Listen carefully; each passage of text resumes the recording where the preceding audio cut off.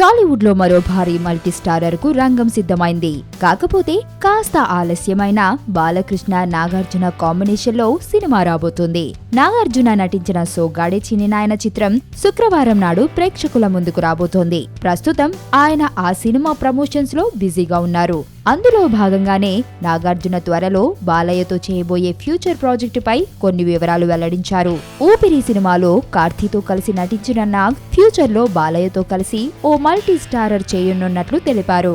కాకపోతే మంచి కథ, అందుకు తగిన దర్శక నిర్మాతలు దొరికితే తప్పకుండా ప్రతిష్టాత్మక ప్రాజెక్టుకు తాము శ్రీకారం చుడతామని తెలిపారు. అన్నీ కుదిరితే బాలయ్యతో చేయడానికి నేనెప్పుడు సిద్ధమే అని నాగ్ అన్నారు. అంటే భవిష్యత్తులో ఓ భారీ మల్టీ స్టారర్ రాబోతుందన్నమాట. ఈ ప్రపంచంలో నాకు అన్నిటికంటే డబ్బంటేనే ఇష్టం. చెక్కులైనా కరెన్సీ కట్టలైనా నన్ను దాటి వెళ్లాల్సిందే, అది నా పొజిషన్.